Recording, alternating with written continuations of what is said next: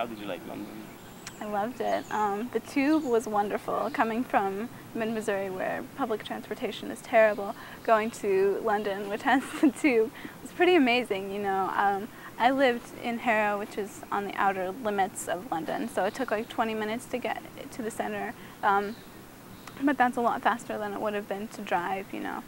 And you could just hop on the tube and go downtown and explore, which was wonderful. And I loved doing that. I spent a lot of time just walking around London, like observing things and taking notes because I'm a writer and all that sort of thing.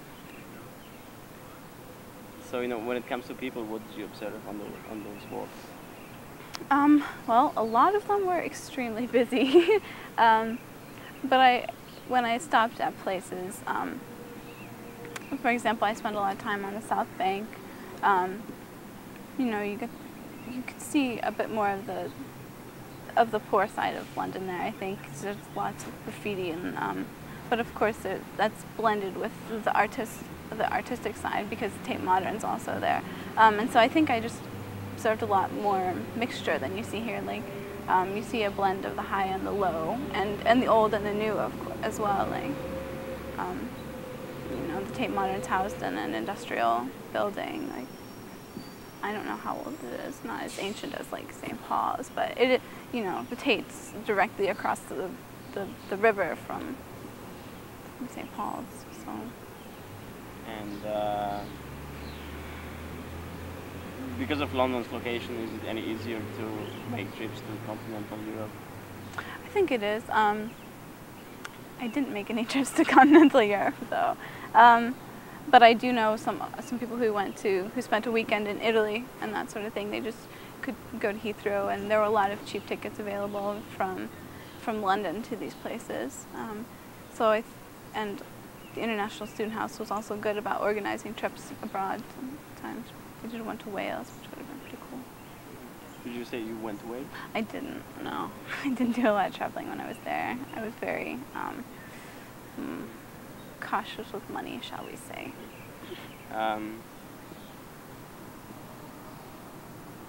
Is there anything that you regret not doing, or is there anything that, you know, was, just, you know, something that you wish you had not done? I don't really think there's anything that I wish I hadn't done.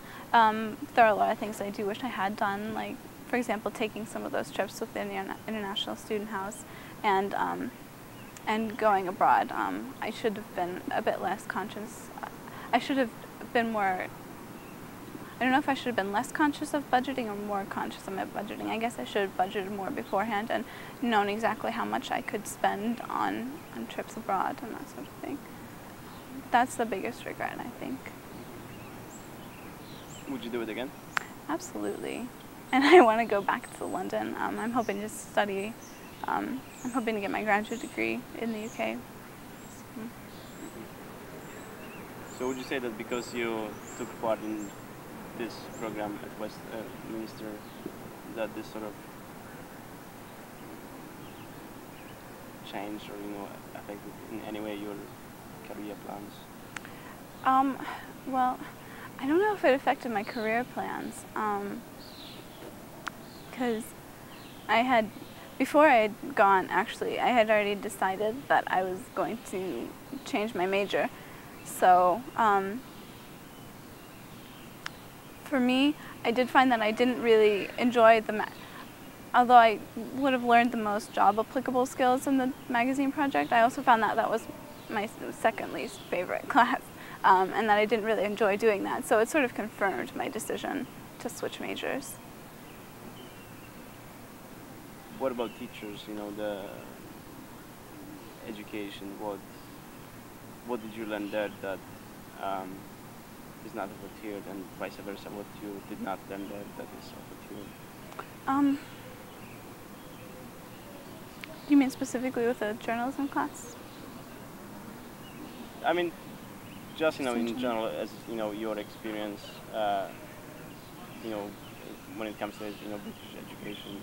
Okay.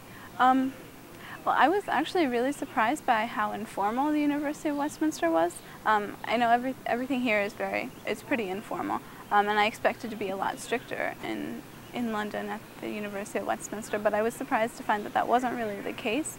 For example, the magazine project director wanted us to call, I think she wanted us to call her Kiki. And I know my film professor also wanted us to call him by his first name, so I was a bit surprised by that, actually. Most of them were pretty interactive.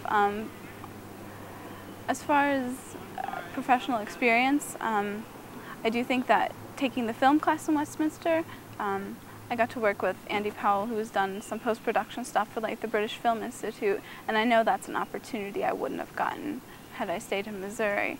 I think the journalism instructors were very good about helping you when you needed it, but they also very much wanted you to do it on your own, which I think is pretty, as I understand, it's pretty similar to what they have here. I think they expect you, I don't know, as far as I could tell, it wasn't really that different. I mean, it's difficult for me to say because I didn't take any like hardcore journalism classes over here.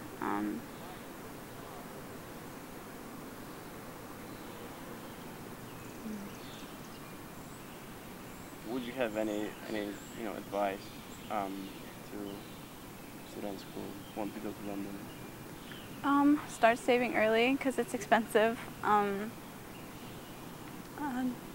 Just put yourself out there, you know. Don't hesitate to talk to people. Don't hesitate to talk to your professors or your classmates, because most of them really do want to get to know you, as far as I could tell. I would recommend trying to disregard some of your stereotypes about the British, because I found that most of them weren't too true, particularly on the Media Arts and Design campus. A lot of them were not nearly as stodgy as you hear. So, yeah. What other stereotypes about the British did you have? I suppose one that was confirmed was that they drink tea a lot. And as far as I can tell, that's true. Like, they all took regular tea breaks. I mean, some of them drank coffee too. But there's also the stereotype of Brits as being very reserved. And I found that to be truer in the older generation than in the people who were around my age. So it wasn't particularly true of my classmates.